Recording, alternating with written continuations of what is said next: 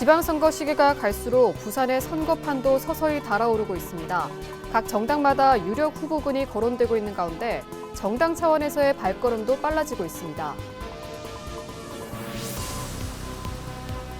올해 부산의 철도와 도로, 교통지형이 크게 바뀔 전망입니다. 이런 가운데 동해선과 KTX 이음 개통으로 이용객이 크게 증가한 부전역의 경부선 KTX 정차와 복합 환승센터 구축이 빠르게 이루어져야 한다는 목소리가 커지고 있습니다.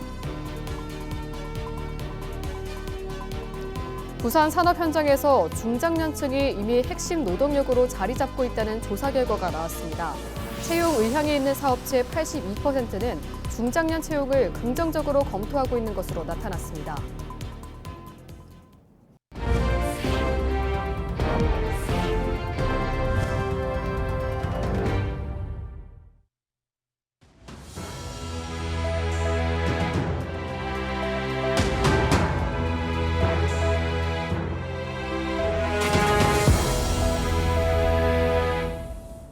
시청자 여러분 안녕하십니까? 헬로티비 뉴스입니다. 지방선거 시기가 갈수록 부산의 선거판도 서서히 달아오르고 있습니다. 각 정당마다 유력 후보군이 거론되고 있는 가운데 정당 차원에서의 발걸음도 빨라지고 있습니다. 박근수 기자입니다. 더불어민주당 부산지당이 이번 지방선거에 임하는 각오는 부산 탈원입니다. 2018년 처음으로 부산시장 선거에서 승리했지만 불미스러운 사건으로 자리를 내줬던 민주당은 이재명 정부 집권 1년 만에 치러지는 이번 선거에서 집권 여당 프리미엄을 10분 활용할 전망입니다. 이미 기초단체장과 지방의원 출마 희망자들을 대상으로 자격심사 절차에 들어갔습니다. 또 일찌감치 시장 선거 출마 의사를 밝혔던 이재성 전 위원장은 연일 외부 일정을 소화하고 있습니다. 국민의힘 부산시당의 목표 역시 선거 필승입니다. 박형준 시장이 재선을 하고 있는 상황에 시장뿐만 아니라 기초단체장까지 보수의 승리로 만들겠다는 각오입니다. 지난 신년 인사회에서도 글로벌, 신성장 등 부산이 당면한 상황들을 주요 과제로 제시하며 결집을 강조했습니다. 박형준 부산시장은 최근 장동혁 당대표의 비상계엄 사과에 대해 보수의 가치를 지키기 위한 결단이라며 환영하는 등 지방선거를 염두에 둔 발언들이 이어지고 있습니다. 조국혁신당은 부산시당 차원에서 국힘 제로를 내세우며 선거체제로 전환하고 있습니다. 조만간 지방선거 출마자들을 대상으로 혁신 정치학교를 운영하는 등 능력 있는 정치 신인을 발굴한다는 계획입니다. 그런가 하면 진보당 부산시당은 오는 10일 당내 지방선거 후보 선출 선거를 치릅니다. 전 당원 투표를 통해 후보자를 선출할 예정인데 부산시장 후보로는 윤택근 전 민주노총 위원장 권한대행이 등록했습니다. 이날 후보자 선출과 함께 지방선거 승리를 결의한다는 계획입니다. 지방선거까지 5개월, 이미 잠재적인 후보군까지 거론되는 가운데 여야 정치권마다 지방선거 승리에 사활을 걸고 있습니다. 헬로티비 뉴스 박근수입니다. 올해 부산의 철도와 도로, 교통지형이 크게 바뀔 전망입니다. 이미 달리기 시작한 노선도 있고 여전히 계획에 머문 사업도 적지 않은데요. 먼저 동해선과 KTX 이음 개통 이후 북적이는 부전역과 경부선 KTX 정차와 복합 환승센터 추진 상황을 짚어봅니다. 권정숙 기자의 보도입니다. 지난해 첫날 동해선이 개통하고 연말엔 KTX 이음이 정차하기 시작한 부전역. 열차가 들어설 때마다 승강장은 사람들로 가득 찹니다. 실제 변화는 숫자로도 확인됩니다.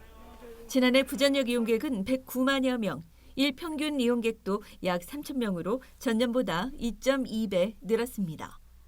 특히 지난달 30일 동해선 KTX 이음 개통 이후 7일까지 하루 평균 4,100여 명이 이용했고 누적 이용객만 약 3만 7천 명에 달했습니다. 이동 편의성은 달라졌지만 역을 나서면 현실은 다릅니다. 비좁고 낡은 시설, 부족한 주차 공간에 환승 동선도 끊겨 불편하기만 합니다. 그래서 제기된 것이 철도와 도시철도, 버스를 한데 묶고 상업시설을 결합한 복합 환승센터 조성입니다. 부산 진구는 지난해부터 40만 명의 서명을 모아 정부에 전달하며 환승센터 개발을 위해 KTX 경부선 정차역 지정을 요구해왔습니다. 하지만 지난해 6월 발표 예정이던 제5차 국가철도망 구축 계획은 연말로 연기된 뒤 여전히 지연되고 있습니다. 지자체에서 신규 노선 제한한 수가 또 많아지다 보니까 분석하는 데 시간이 굉장히 많이 소요가 돼서 현재까지도 아직 사업에 대해서 검토 중인 상황이고요. 다만 더 이상 미뤄지지는 않을 거고요. 10년 내에는 저희가 마련을 할 계획입니다. 다만 복합 환승센터 논의는 좀 더 속도를 내고 있습니다. 지난해 12월 국토부 대도시권 광역교통위원장이 부전역을 방문하면서 지역의 기대감은 커지는 상황입니다. 현재 그냥 검토 중이라고밖에 말씀 못 드릴 것 같아요. 올해 상반기 6월까지는 조금 나올 수 있도록 준비하고 있습니다. 부산시는 이런 계획에 대비해 부전역을 동남권 철도 허브로 키우기 위한 준비에 들어갔습니다. 10억 원을 들여 복합 환승센터 건립 타당성 용역도 이달 중 발주합니다. 1월 달에 발주해서 늦어도 6월에는 착수가 가능합니다. 광역철도가 많이 개통이 됐지 않습니까? KTX도 많이 신설됐고 이용객 수도 많이 급증했거든요. 그래서 BC라고 합니다. 경제적 타당성을 BC가 좀 높게 나올 걸로 저는 예상하고 있습니다. 여전히 출발선에 머문 계획에 지역의 조바심은 커지고 있습니다. 하지만 부산의 관문 부전역은 이미 달리는 기차와 함께 오늘도 사람들로 북적이고 있습니다. 헬로티비 뉴스 권정숙입니다. 부산 산업 현장에서 중장년층이 이미 핵심 노동력으로 자리 잡고 있다는 조사 결과가 나왔습니다. 부산 상공회의소 산하 부산지역 인적자원개발위원회가 부산 지역 52개 산업 1,515개 기업과 중장년 구직자 600명을 조사한 결과에 따르면 전체 근로자 가운데 중장년 비중이 49.8%에 달했습니다. 또 채용 의향이 있는 사업체 82%가 중장년 채용을 긍정적으로 검토하고 있으며 제조업과 숙박, 음식점업, 운수 창고업을 중심으로 실무 경험과 숙련도를 강점으로 평가한 것으로 나타났습니다. 다만 중장년 구직자의 희망 월 임금은 평균 270만 원으로 기업이 제시한 평균 248만 원보다 높아 산업별 임금 조정과 직무 중심 인력 매칭이 과제로 지목됐습니다. 국회 보건복지위원회가 아동수당법 개정안을 여야 합의로 통과시킨 가운데 이르면 이달 말부터 부산 인구 감소 지역인 서구, 영도구, 동구 아동은 올해 안에 추가 수당을 받을 수 있을 전망입니다. 개정안에는 아동수당 지급 연령을 올해부터 기존 만 7세 이하에서 만 8세 이하로 올리고 매년 1세씩 높여 2030년부터 12세 이하까지 지급하는 방안이 담겼습니다. 또 올해 한 해 비수도권과 인구 감소 지역 아동에게 월 5천 원에서 2만 원의 추가 수당이 차등 지급될 전망입니다. 부산시와 동서대 학생들이 함께 제작한 2028 세계 디자인 수도 부산 홍보 영상이 지난 7일 열린 서울 영상광고제 영크리에이티브 부문 금상을 수상했습니다. 이번 수상작은 지역 대학생의 참신한 시각과 AI 기반의 영상 기법을 결합해 세계 디자인 수도 선정의 의미와 디자인으로 성장한 도시 부산의 이야기를 감각적으로 풀어낸 점이 좋은 평가를 받았습니다. 동서대 학생들은 기획 단계부터 줄거리 구성, AI 영상 생성 등 전 과정에 직접 참여했습니다. 부산시는 올해도 지역 대학생들과의 협업을 통해 세계 디자인 수도 부산을 주제로 한 연속기획 시민 참여 캠페인을 지속적으로 추진할 계획입니다. 해운대구가 반여동과 재송동을 잇는 제반 누리공원 산책로를 정비해 주민들이 보다 안전하고 쾌적하게 이용할 수 있는 숲속 산책길을 조성했습니다. 구는 12월 산책로 조성 공사를 마무리하고 단절된 구간에 데크 계단과 마사기를 설치해 보행 연속성을 높였다고 밝혔습니다. 또 경사가 급하고 빗물 유출이 잦았던 구간에는 사방시설과 침사지를 설치해 토사 유실을 막고 보행 안전성을 강화했으며 기존 반여 3공원 명칭은 주민 선호도 조사 등을 거쳐 제반 누리공원으로 변경했습니다. 부산 소프트웨어 마이스터 고등학교가 2025학년도 졸업생을 대상으로 한 취업 집계에서 전공과 연계된 순수 취업률 93.3%를 기록하며 직업계고 취업 모델로 주목받고 있습니다. 부산 소프트웨어 마이스터고는 대학 진학자가 없는 가운데 전체 졸업생의 93.3%가 공공기관과 민간 IT 기업에 취업했고 나머지 6%는 취업 준비나 공무원 시험을 준비 중이라고 밝혔습니다.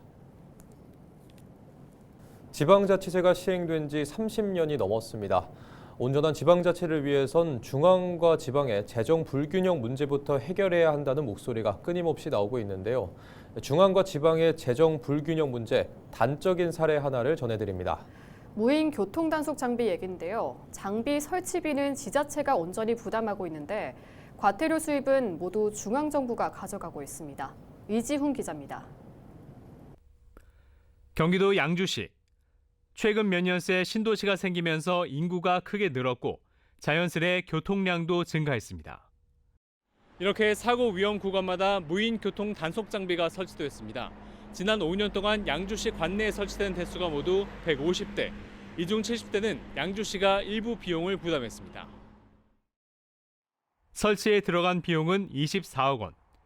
여기에 유지보수 비용까지 더하면 설치에 따른 비용 부담은 앞으로 더 늘어날 수밖에 없습니다. 그런데 단속을 통해 발생한 과태료 수입은 전액 국고로 귀속됩니다. 중앙정부가 무인 교통 단속 장비 과태료로 걷어들이는 돈은 매년 약 1조 원. 이 중 지역 교통 환경 개선에 들어가는 돈은 극히 미미합니다. 인구가 늘어나면 거기에 맞게 가속 카메라도 많이 필요합니다. 그러니까 저희가 건의하고 싶은 거는 지방 세입으로 조금 들어올 수 있게 경찰청이나 강역에서 조금 더 노력해 주셨으면 감사하겠습니다. 이런 가운데 양주시가 무인 교통 단속 장비를 통해 걷어들이는 과태료 수입의 일부를 지방 세입으로 전환할 것을 중앙정부에 건의하기로 했습니다. 정부와 국회는 무인 교통 단속 장비로 징수되는 과태료 수입의 일정 비율을 지방 세입으로 전환할 수 있도록 관련 법령을 조속히 개정하라. 이를 위해선 관련 법령 개선이 필요한데 양주시는 제도 개선 이전에라도 장비 설치와 유지 보수에 들어가는 비용 중 일부를 중앙정부가 부담해 줄 것을 요청할 계획입니다. 제주특별자치도의 경우 자치경찰제를 기반으로 과태료 수입을 지방 세입으로 전환했고 이를 지역 교통안전 인프라 확충에 재투자하는 선순환 구조를 만든 바 있습니다. 헬로티비 뉴스 이지훈입니다. 국민의힘 김민아 창원시 의원이 지난해 자신의 SNS에 김현지 청와대 제1부속실장에 대한 막말 게시글을 올린 혐의로 검찰에 송치됐습니다.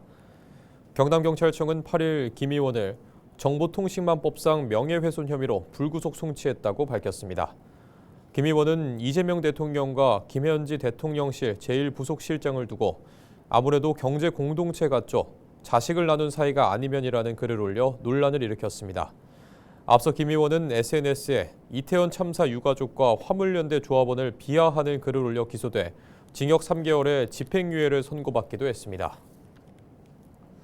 단일화 절차를 밟고 있는 경남교육감 보수진영 출마 예정자들이 이달 말 2차 여론조사를 벌입니다. 경남교육감 보수 중도 후보 단일화연대는 8일 보도자료를 내고 보수 중도 진영의 책임 있는 단일화를 추진하기 위한 절차와 향후 일정을 1차 여론조사를 통해 축약된 권순기, 김상권, 김영곤, 최병헌 출마 예정자에게 7일 공식 안내했다고 밝혔습니다.